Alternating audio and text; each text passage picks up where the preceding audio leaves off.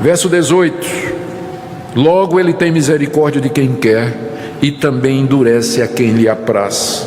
Sim, Deus tem misericórdia de quem quer, diz o apóstolo Paulo. E mais, não somente isso, ele também endurece a quem ele quer. Como é que nós vamos interpretar essa passagem de que Deus endurece o coração do homem para que o homem não creia, para que o homem não se curve, para que o homem não obedeça a Deus? Talvez a melhor maneira de entender o que Paulo está dizendo aqui é nos lembrar o que ele já disse lá em Romanos 1. Lembra, no começo da nossa exposição? Romanos capítulo 1, nós lemos como Deus se revelou aos homens através da natureza e da consciência.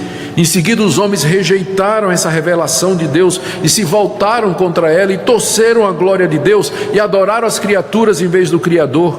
Deus então, atenção aqui, Deus os entregou 3 vezes lá em Romanos 1, Paulo diz isso. Deus os entregou aos desejos impuros de seus corações, às paixões infames dos seus corações. Deus os entregou a uma disposição mental reprovável para fazerem tudo o que não presta. Romanos 1, 24, 26, 28 e 32. Então, o que é que Deus faz? Deus entrega quem já está entregue. O castigo que Deus dá ao pecador é: seja feita a tua vontade. O castigo para o pecado é mais pecado ainda, porque vai acumulando a dívida diante de Deus, vai endurecendo cada vez mais, e no dia do juízo então, a conta está desse tamanho. E é quando Deus então vai exercer justiça e juízo. Deus entrega o pecador ao seu coração. A gente vê isso, voltando lá em Êxodo, a gente vê exatamente isso lá no livro de Êxodo, que narra a história de Faraó. Porque há várias passagens dizendo que foi Faraó quem primeiro endureceu o seu coração. Deixa eu ler aqui para vocês, Êxodo 7,13. Todavia o coração de Faraó se endureceu e não ouviu Moisés como Deus havia dito. Os magos do Egito fizeram o mesmo com suas ciências ocultas, de maneira que o coração de Faraó se endureceu e ele não ouviu o que Deus dizia. Os magos disseram a Faraó: isso é o dedo de Deus. Porém o coração de Faraó se endureceu e não os ouviu como o Senhor tinha dito.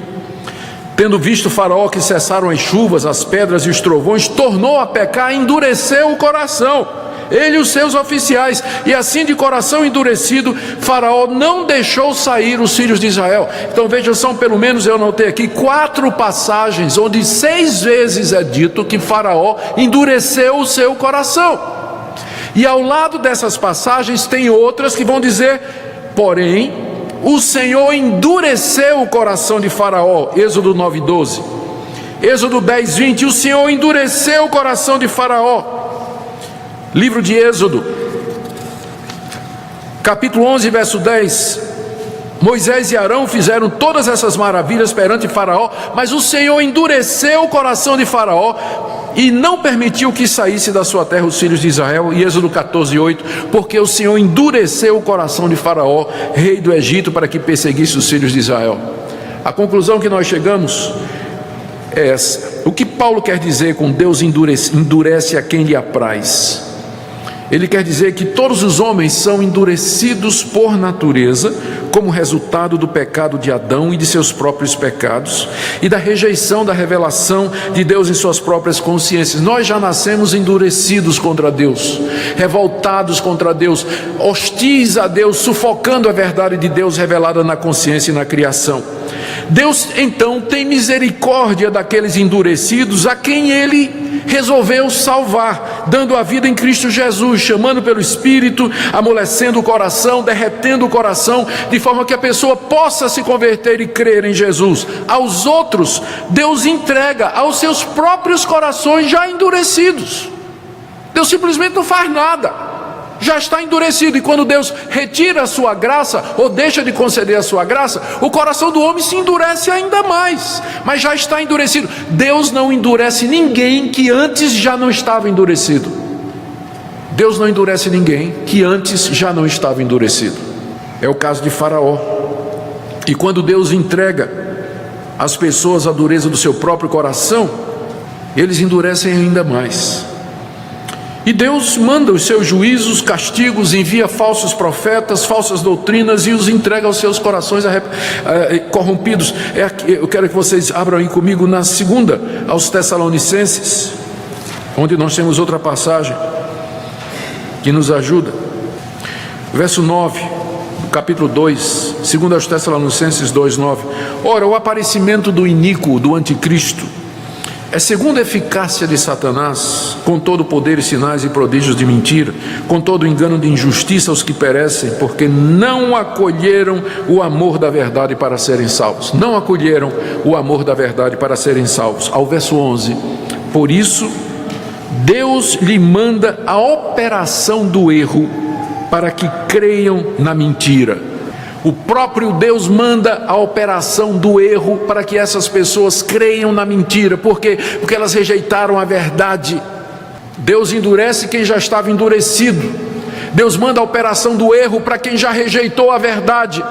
E Deus entrega o pecador ao seu próprio coração, porque o pecador já rejeitou a Deus. Voltamos agora para Romanos 9. E agora a gente entende o que Paulo quer dizer no verso 18. Logo, Ele tem misericórdia de quem Ele quer, mas também endurece a quem lhe apraz. Ele endurece a quem apraz. O que é que nós podemos aprender disso tudo, queridos? Alguns pontos aqui para nós concluirmos. O ensino bíblico sobre a soberania de Deus na salvação de pecadores sempre provoca questionamentos, críticas, reações indignadas da parte de pessoas, até da parte de pessoas que se declaram crentes. Eu tenho ouvido muita coisa quando eu falo sobre isso, e às vezes de gente evangélica, não é? A mais branda é que diz que o calvinismo é do diabo. Essa é a mais facinho. Calvinismo é do diabo. Não é calvinismo, é paulinismo. Está óbvio, né? É paulinismo. Calvino nada mais é do que um discípulo de João Calvino. O coração humano se revolta contra isso, que já é parte da corrupção da nossa mente e do nosso coração. Mas por outro lado, nós temos que reconhecer que esse assunto é complexo, difícil e sensível, e tem sido assim desde a época de Paulo. Vê, aqui na carta aos Romanos, ele sabe que vai ter gente levantando essa questão, ele já antecipa essa pergunta: Deus é injusto porque ele amou Jacó e aborreceu Esaú? E ele explica: não é, porque ele tem misericórdia de quem ele quiser, porque ele é Deus, e ele endurece a quem ele quer. E ao fazer isso, ele não está sendo injusto, porque os endurecidos, aqueles que Deus endurece, já estavam endurecidos antes. Nem todos conseguem perceber com clareza e aceitar de coração o ensino bíblico sobre isso. E aqui nós precisamos de humildade, temor e reverência. Contudo, gente, não se pode negar que a Bíblia ensina claramente a soberania de Deus na salvação do homem. O que pode ser mais claro do que isso? Só falta Paulo desenhar. O que pode ser mais claro do que isso? Portanto, nós podemos dizer que nós não entendemos ou não concordamos, mas tem uma coisa que você não pode dizer, que não é bíblico. Isso você não pode. Você pode dizer que você não concorda e que você não entende, mas dizer que não é bíblico você não pode dizer. E por último, eu diria que quando nós compreendemos essa doutrina da soberania de Deus na salvação dos homens, os efeitos práticos dessa doutrina são muitos. Primeiro, essa doutrina nos humilha diante de Deus, não é verdade? Ela nos humilha diante de Deus. Não depende de quem quer nem de quem corre, mas de Deus usar de misericórdia. Deus tenha misericórdia de mim, porque não depende de mim. Portanto, você que fica adiando o dia, tipo assim: eu vou curtir a vida um pouco mais, vou sair com as meninas, sair com os rapazes, aproveitar a vida, e quando eu tiver lá nos 40 anos eu vou me converter. Não, você não pode se converter quando você quiser. Você não sabe. Você não pode se converter quando você quiser, porque não depende de quem quer nem de quem corre, mas de Deus usar de misericórdia. Por isso, quando Deus está usando de misericórdia, como hoje em que você está ouvindo essa palavra, esse é o momento de você se converter e se arrepender e crer. Quando Deus está mostrando misericórdia a você, a palavra dele está sendo pregada e você está sendo confrontada por ela. Não há nada que nos tire mais arrogância e justiça própria do que essa doutrina. Ela também nos ensina a ser compassivo para com outras pessoas, porque se eu recebi misericórdia e compaixão imerecidamente, soberanamente dado por Deus, e não é baseado no que eu faço, como não ter misericórdia e compaixão das pessoas ao meu redor? Essa doutrina faz com que toda a glória seja de Deus. Não há glória nenhuma para mim. Eu fui amado, Deus teve compaixão de mim, usou de misericórdia para comigo sem que eu merecesse. Essa doutrina me encoraja a fazer missões e evangelizar, porque eu sei que Deus vai exercer misericórdia e compaixão com muitas pessoas lá fora. Por isso eu prego o evangelho, porque através da pregação Deus vai mostrar misericórdia e compaixão àqueles que ouvem, não sei quais, mas Deus sabe. Isso me encoraja a orar pela salvação de pecadores, porque eu sei que através das minhas orações pelos pecadores, pelos meus amigos, meus familiares e meus filhos, Deus vai usar misericórdia e compaixão. Então, longe de ser uma doutrina que tira o fervor evangelístico, o desejo de orar, ao contrário, é a base da verdadeira oração e do verdadeiro evangelismo, porque se Deus não usar de misericórdia e compaixão, os homens estão endurecidos, eles nunca vão crer por conta própria.